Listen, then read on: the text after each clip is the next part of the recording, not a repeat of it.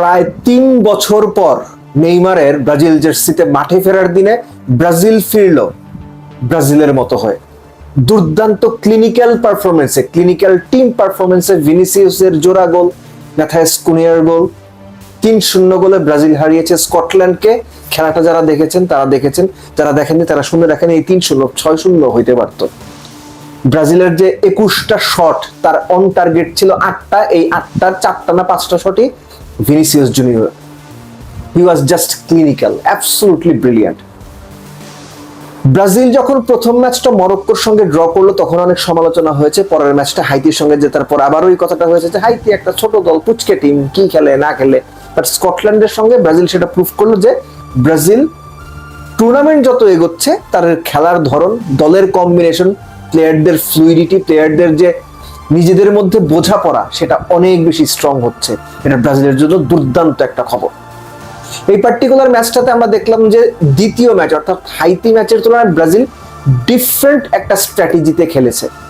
Brazil যখন অ্যাটাকে থেকেছে তখন দুজন ডিফেন্ডার, সিঙ্গেল পিভট সামনে ক্যাসেমিরো, এবং মোস্ট অফ দ্য কেসেসে ওপরে একদম দুই উইঙ্গারের সাথে দুইজন ফরওয়ার্ড, মাঝখানে কুনিয়া, কখনো সেখানে গুমেরেস, কখনো সেখানে পাকেতা অপারেট করেছেন। অর্থাৎ প্রতিটা মুহূর্তেই যখন নিজেদের পায়ে বল কিংবা মিডফিল্ড ক্রস করে গেছে বল নিয়ে, তখন ব্রাজিল 4 জন, পেছনে 3 জন, অর্থাৎ 7 জন মিলে একটা অ্যাটাকিং ফরমেশন ক্রিয়েট করেছে। লুকাস পাকেতা এবং ব্রুনো গুমেরেস, এই দুজনকে স্পেশাল দুটো ধন্যবাদ দেওয়াটা উচিত, কেননা ব্রাজিলের এই দুইজনই নাম্বার 8 এবং নাম্বার 10 রোলটা প্লে করেছেন দ্বিতীয় ম্যাচের মতোই। তৃতীয় ম্যাচেও পাকেতা খুবই ভালো খেলেছেন, ব্রুনো গুমেরেস দুটো অ্যাসিস্ট করেছেন, আর যেটা আগে বলছিলাম যে ভিনিসিয়াস জুনিয়রের গোল। ব্রাজিলের প্রথম গোলটা ওটা আসলে মানে স্কটল্যান্ড ডিফেন্সের জাস্ট বড় রকমের একটা ভুলের কারণে গোলটা হয়ে গেছে।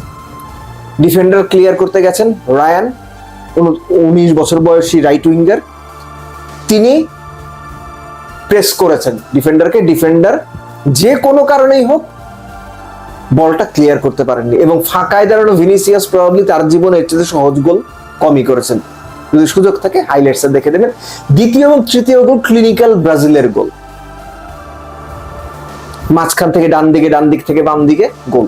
এবং তৃতীয় গোলটাও যদি আপনি দেখেন, ব্রুনো গোমেরেসের ব্যাকহিল এবং ম্যাথাইস কুনিয়া, যিনি লেফট সাইডের থেকে ছিলেন, সেখান থেকে ক্রস করে ডায়াগোনালি ডি বক্সের ভেতরে ঢুকে গোল করেছেন। এই ধরনের গোল ব্রাজিলের কাছ থেকে দেখে আমরা অভ্যস্ত। একটা ব্যাপার আমার কাছে খুব ভালো মনে হচ্ছে, সেটা হচ্ছে রাফিনিয়া ইনজুরিতে পড়ার পরে 19 বছর বয়সী রায়ানকে যখন রাইট উইং এ দায়িত্ব দেওয়া হলো, পার্টিকুলার এই স্কটল্যান্ড ম্যাচটাতে রায়ান দুর্দান্ত পারফর্ম করেছেন। এবং এই দুর্দান্ত পারফরমেন্স করাটা ব্রাজিলের মাথা ব্যথা বা রাইট উইং এ ব্রাজিলের দুশ্চিন্তা, আঞ্চলিকের দুশ্চিন্তা অনেকটাই বোধহয় কমিয়ে দিয়েছে। তিনি নিজে একটা চান্স ক্রিয়েট করেছিলেন, গোল করতে পারেননি, কেননা অ্যাঙ্গাস গান, যে স্কটিশ গোলকিপার, 3টা গোল তিনি হজম করেছেন, কিন্তু গোটা তিনি দুর্দান্ত সেভও করেছেন। নইলে যেটা বলছিলাম যে গোল 6-0 হইতে পারত। আর ভিনিসিয়াস জুনিয়র এই ওয়ার্ল্ড কাপে মেসি, এমবাপ্পে, নেইমার, রোনালদো বা আর্লিং হালান্ড, কেইনদের নিয়ে যে পরিমাণ হাইপ বা আলোচনা, ভিনিসিয়াস নিয়ে সেই আলোচনাটা তুলনামূলক কম, কিন্তু তিনি নিজের কাজটা দারুণ ভাবে করে গেছেন। ব্রাজিলের হয়ে বিশ্বকাপের টানা 3 ম্যাচে গোল, এরকম রেকর্ড আছে আপনার জার্জিনিও আর 3R। আপনি জানেন সেই 3R কারা? তারপরে বলে দিচ্ছি, রোমারিও, রিভালদো এবং রোনালদো। সো ওই রেকর্ডটা এখন ভিনিসিয়াসের কাছেও আছে। লেফট উইং এ ভিনিসিয়াস ব্রাজিলের জন্য অ্যাকচুয়ালি অমূল্য সম্পদ, এবং তার অ্যাটাকিং ফোর্স, সেটা ডিল করার মতো অ্যাবিলিটি সত্যিকার অর্থে স্কটিশ ডিফেন্সের ছিল না।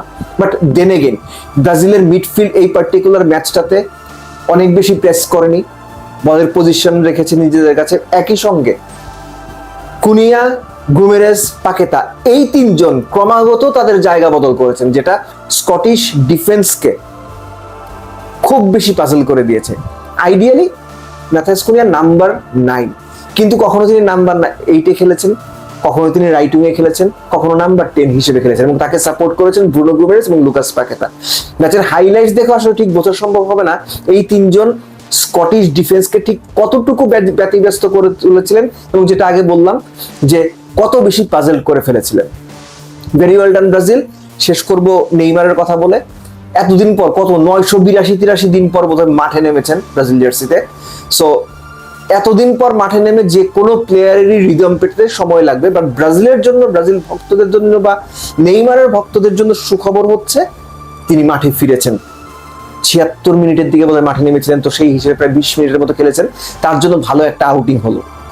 এবং এই ব্রাজিল টিমটা এখন যে শেপটাতে আছে, আমার মনে হয় যে রাউন্ড অফ 32-তে যখন আমরা ব্রাজিলকে দেখব, তখন হয়তো এর চেয়ে আরো শার্প ব্রাজিলকে দেখব, সেটাই প্রত্যাশা করি। আর মরক্কো দুর্দান্ত, হাইতির সঙ্গে পরপর 2 গোলে পিছিয়ে পড়ে 1 গোল খেয়েছে, ম্যাচে ফিরেছে, 1 গোল খেয়েছে, আবার ম্যাচে ফিরেছে।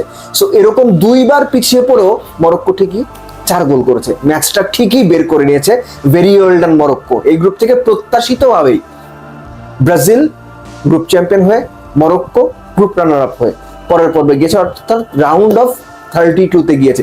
এখন তাদের সঙ্গে কাদের ম্যাচ হবে? স্কটল্যান্ডেরও যাওয়ার সম্ভাবনা রয়েছে বেস্ট 3 টিম হিসাবে, যেটা এখন নতুন নিয়ম করা হয়েছে, যে 8টা টিম তৃতীয় স্থান থেকে পরের পর্বে অর্থাৎ রাউন্ড অফ 32-তে কোয়ালিফাই করবে। তো ব্রাজিলের প্রতিপক্ষ কে হয় খুব ইন্টারেস্টিংলি আমরা সেটা দেখার জন্য অপেক্ষা করবো। বাট ব্রাজিল ভক্তদের জন্য সুখবর, আবারও বলছি, ব্রাজিল ব্রাজিল হয়ে উঠছে।